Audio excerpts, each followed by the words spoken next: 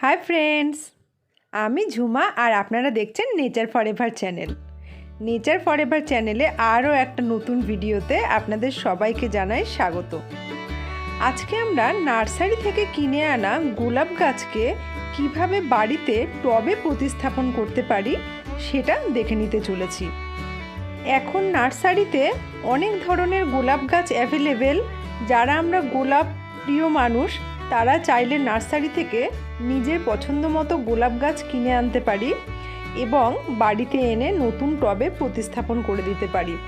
Are गोलाप गाछ जोदि आमरा ठीकठाक परिचर्याय राखते पारी ताहले एई गाछ थेके आमरा सारा बछरई बेश किछु फुल पेते पारी। আর যে পদ্ধতিতে আজকে গোলাপ গাছ প্রতিস্থাপন করা দেখাতে চলেছি সেই পদ্ধতি অবলম্বন করলে আপনার যদি পুরনো কোনো গোলাপ গাছ থাকে যেই গাছ ফুল দেয়া কমিয়ে দিয়েছে একইভাবে রিপোর্ট করে দিতে পারেন বা প্রতিস্থাপন করে দিতে পারেন, যাতে সেই গাছ থেকে আরও নতুন ডালপালা ছড়ায় এবং আরও বেশি সেই গাছ ফুল দেয়। তো চলুন দেখে নেওয়া যাক আজকের ভিডিওটা।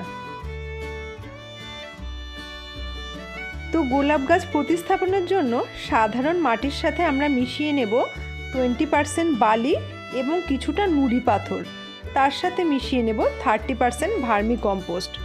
तार माने 50% साधारण माटी, 20% बाली एबं 30% भार्मी कम्पोस्ट।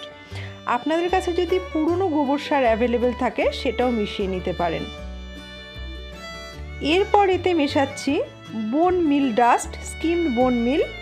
আমি 4টে গাছ বসাবো 4টে টবে, তাই একটু বেশি পরিমাণে বোন মিল নিচ্ছি।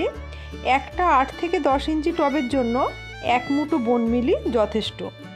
আর এর সাথে নেব প্রত্যেকটা টবের জন্য এক মুঠো করে শিং চাছা।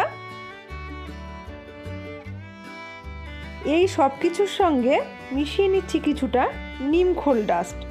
এই নিমখোল ডাস্ট আমাদের গোলাপ গাছের শিকড়কে যে কোনো রোগ পোকার হাত থেকে এবং ছত্রাকের আক্রমণের হাত থেকে বাঁচাবে।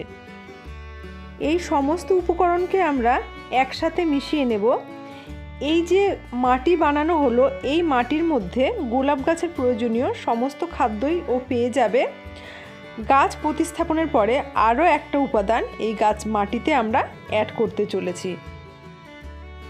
যে গোলাপ গাছ আমি বসাতে চলেছি সেগুলো যেহেতু 12 থেকে 15 ইঞ্চি হাইটের, তার জন্য 8 থেকে 10 ইঞ্চি মাপের টব নেব। টবের নিচের ছিদ্র যাতে মাটির মিশ্রণ দিয়ে আটকে না যায় তাই ছিদ্রের উপরে কিছু ভাঙা টবের টুকরো দিয়ে দিচ্ছি। এতে এই টবের ড্রেনেজ সিস্টেম খুব ভালো থাকবে। যে মাটির মিশ্রণ আমরা বানিয়ে রেখেছিলাম সেই মাটির মিশ্রণ কিছুটা পরিমাণ গাছ বসানোর আগে আমরা টবে দিয়ে দেব।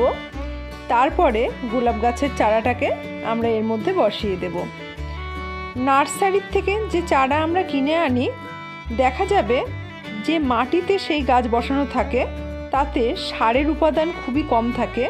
তাই আমরা যতটা সম্ভব সাইড থেকে নার্সারির মাটিকে ঝরিয়ে ফেলার চেষ্টা করব, কিন্তু শিকড়ে আঘাত না দিয়ে।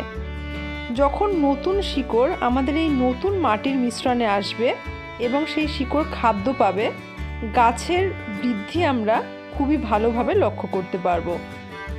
তো এবার এই গাছটাকে আমরা টবের উপরে বসিয়ে দেব এবং বাকি মাটির মিশ্রণ দিয়ে টবের মুখ অবধি আমরা ভরে দেব।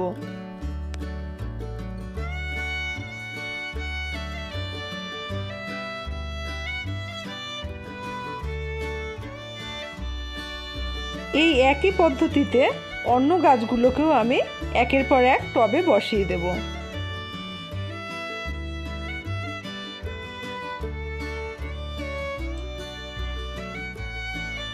এবার যে বলেছিলাম গাছ বসানোর পরে আমরা আরও একটা ইনগ্রিডিয়েন্ট মাটিতে অ্যাড করব, সেটা অ্যাড করার পালা।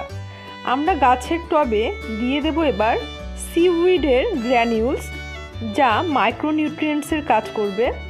এই সিউইড গ্র্যানুলস একটা টবের জন্য 1/2 চামচ পরিমাণ মাটিতে মিশিয়ে দিয়ে আমরা মাটির লেয়ার দিয়ে সেটাকে ঢেকে দেব।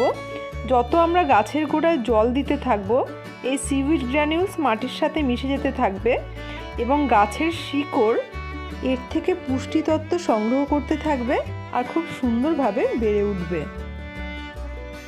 এবার গাছগুলোতে খুব ভালোভাবে জল দিয়ে দিচ্ছি। গোলাপ গাছ প্রতিস্থাপনের পর অন্তত 4 থেকে 5 দিন আমরা এমন জায়গায় রাখবো যেখানে গাছগুলো উজ্জ্বল আলো পাবে অথচ প্রখর রোদের হাত থেকে মুক্ত থাকবে। 1 সপ্তাহ মতো পরে গাছগুলোকে আমরা সরাসরি সূর্যালোকে রেখে দিতে পারবো। যেখানে সারাদিন সূর্যালোক পায় এমন জায়গায় যদি গোলাপ গাছগুলোকে রাখতে পারি তাহলে গোলাপ গাছের বৃদ্ধি অত্যন্ত ভালোভাবে হবে এবং নতুন নতুন ডাল বেরিয়ে সেই গোলাপ গাছ থেকে আমরা অনেক বেশি ফুল পাবো। যদি গাছে কোনো শুকনো বা পুরনো ফুল থেকে থাকে সেই ফুলগুলোকে আমরা গাছ বসানোর আগে বা পরে গাছ থেকে সরিয়ে ফেলবো। তো এই ছিল আজকের ভিডিও। আপনি একই পদ্ধতি অবলম্বন করে পুরনো গোলাপ গাছও রিপোর্ট করতে পারেন। আজকের ভিডিও ভালো লাগলে চ্যানেলটিকে সাবস্ক্রাইব করার রিকোয়েস্ট থাকলো। আমি আবার কোনো নতুন ভিডিও নিয়ে চলে আসব। ততদিন অবধি সবাই সুস্থ থাকুন, ভালো থাকুন, নেচার ফরএভারের সাথে সদা সর্বদা জুড়ে থাকুন। নমস্কার।